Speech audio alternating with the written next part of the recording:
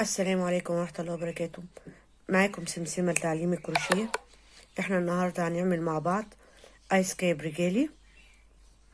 تمام، وده المنظر بيبقى بتاعها.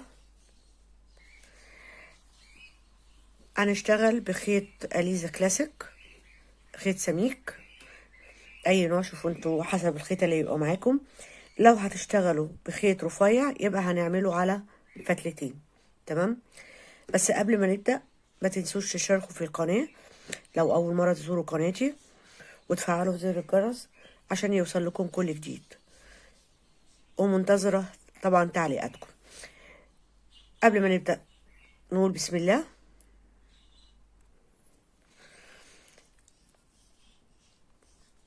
هنلف الخيط بتاعنا كده، نحط الإبرة. هنشتغل 4 سلسلة، ادي 1 2 3 4. 1 ماشي. أول سلسلة هنشتغل فيها العواميد اللي احنا هنشتغلها، العدد اللي احنا هنعمله، والتلات عواميد أو التلات سلاسل الأولانيين هيبقوا أول عمود. يبقى احنا كده هنعد 1 ونيجي نشتغل في أول سلسلة 14 عمود. ادي كده 2 مع أول 3 سلسلة يبقى كلهم على بعض 15. 3 4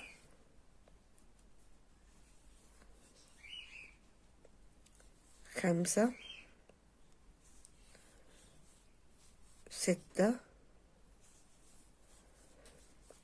7 8 9 10 11 12 13 14 15. يبقى احنا اشتغلنا في أول سلسلة 14 عمود مع 3 سلسلة الأولانيين يبقوا 15. تمام، هنيجي نقفل في أول عمود، هنرتفع 3 سلسلة، نشتغل في نفس العمود عمود. يبقى احنا كده عملنا في عمود 1 2 عمود. هنيجي في العمود اللي بعديه هنشتغل 2 عمود خلفي. يعني بدل ما هندخل كده، تمام هقرب الصورة، بدل ما هندخل كده هنيجي ندخل في الغرزة الخلفية كده. نعمل ادي 1 2. تاني هنيجي نشتغل في العمود اللي بعديه 2 عمود خلفي. هندخل من هنا ونشتغل 2 عمود. تاني هنشتغل 2 عمود خلفي في العمود اللي وراه. يبقى احنا السطر بتاعنا التاني هنشتغل في كل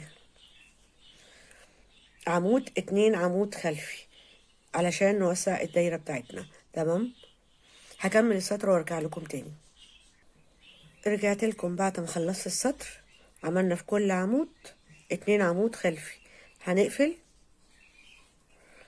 بمنزلقة، هنرتفع 3 سلسلة، وهنسيب العمود اللي ارتفعنا بيه 3 سلسلة ونشتغل في العمود اللي بعديه 2 عمود خلفي.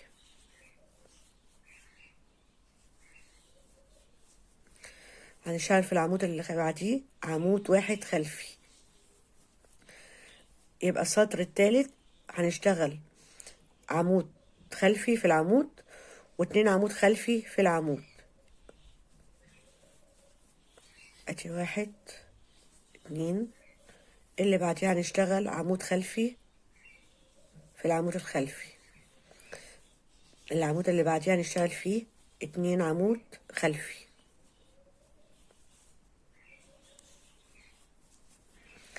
العمود اللي بعديها هنشتغل فيه عمود خلفي. لو خدنا بالنا احنا لما بنعمل العمود الخلفي بيبقى الخط عندنا هنا او الغرزة هنا بارزة. تمام. نشتغل في اللي بعديه 2 خلفي، وفي العمود اللي وراه عمود خلفي. تمام كده. هكمل السطر وارجع لكم تاني. رجعت لكم بعد ما خلصت السطر الثالث. هنقفل برضو بمنزلقة، هنرتفع 3 سلسلة، هنيجي نشتغل في العمود اللي وراه عمود خلفي، ونيجي نشتغل في اللي وراه عمود خلفي. يبقى احنا كده عملنا في 3 عواميد، في كل عمود عملنا عمود. تمام. العمود الرابع هنعمل فيه 2 عمود. ادي 1 2. نشتغل بعد كده في العمود اللي وراه عمود، نشتغل في اللي وراه عمود، هنشتغل في اللي وراه عمود. يبقى برضو عملنا في ال3 عواميد اللي وراهم في كل عمود اشتغلنا عمود. هنيجي في العمود الرابع هنشتغل 2 عمود. هكمل السطر وارجع لكم تاني. رجعت لكم بعد ما خلصت السطر. هنقفل برضو بمنزلقة، هنرتفع 3 سلسلة. تمام. لو خدتوا بالكم بصوا السطور عاملة ازاي بارزة، كل سطر كده كده بارز. تمام. احنا نقعد نشتغل الدايرة وبنوزع لحد ما نوصل قطر الدايرة بتاعنا 17 سنتي. تمام. ده هيبقى اخر سطر. هنشتغل في اللي وراه عمود، في العمود اللي وراه هنشتغل عمود. هنشتغل في اول 9 عمود، في كل عمود عمود. ادي كده اول عمود، التاني التالت الرابع الخامس السادس السابع الثامن التاسع، وهنيجي في العاشر نعمل 2 عمود. تمام. تاني هنعمل 9 عمود، في ال9 عمود ادي كده 1 2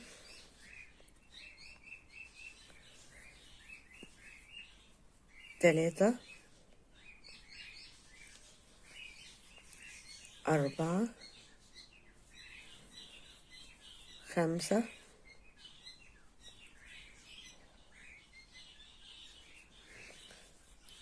6 7 8 9. وهنيجي في العمود العاشر نعمل 2 عمود. ادي 1 2 عمود خلفي. هكمل السطر وارجع لكم تاني.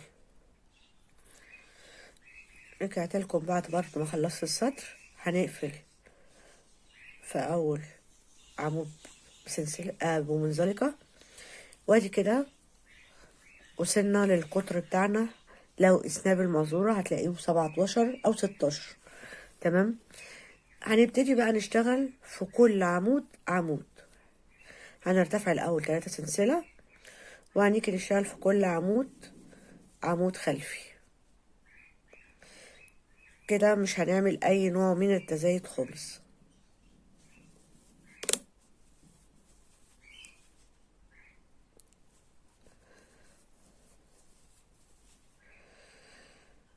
يبقى احنا كده هنشتغل في كل عمود عمود خلفي.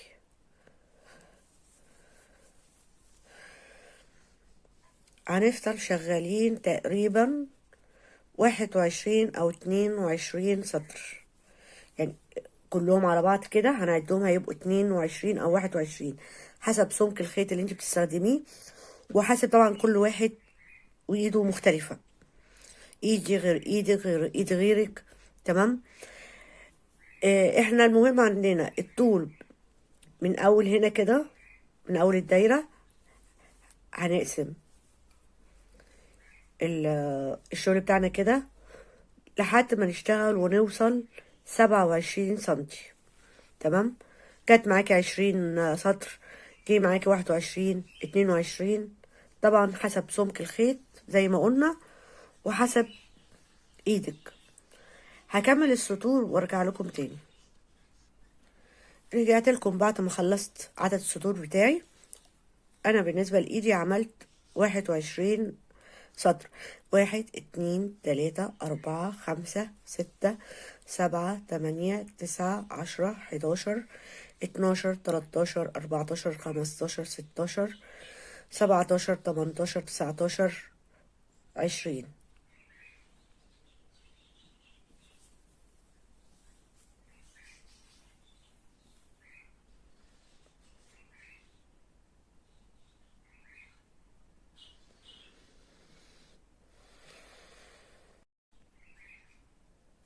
رجعت لكم بعد ما خلصت الطاقية بتاعتي، عملت عدد السطور، السهل لقيتها 27 سنتي. هنيجي في آخر سطر نعمل غرزة حشو عشان الطاقية بتاعتنا تبقى ممسوكة على الراس شوية. يبقى هنشتغل في كل غرزة غرزة حشو.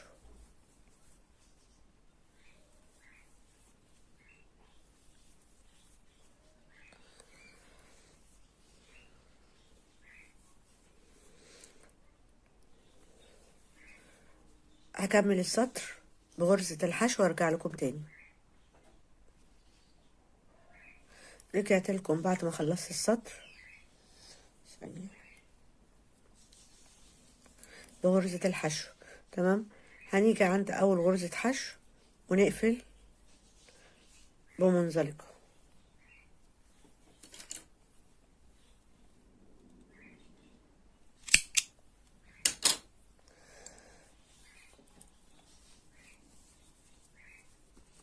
هنقفل الغرزة بتاعتنا عشان ما تفكش.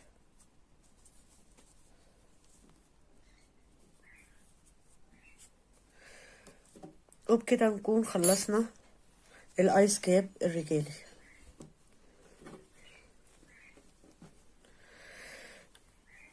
اتمنى يكون الشرح عجبكم ويكون بسيط. لو في اي استفسارات راسلوني على الواتس، هتلاقوا الرقم في صندوق الوصف. وبالنسبة للطاقية هي خدت شلة إلا حاجة بسيطة. تمام. يعني ما كملتش شلة. كانت معاكم سمسمة لتعليم الكروشيه. انتظروني في فيديوهات جديدة. وفي ناس كانوا متابعين، معلش بعتذر، الفيديو بتاع لوحة لفظ الجلالة الله. طبعا انا كنت ابتديت فيها واستخدمت الخيط في شغلي وكده، فالفترة اللي فاتت دي كلها ما كنتش لاقيه الخيط. امبارح بس لقيت الخيط وجبته، وهبتدي معاكم من اول وجديد الفيديوهات لشرح لوحة لفظ الجلالة الله. انتظروني، والسلام عليكم ورحمة الله وبركاته.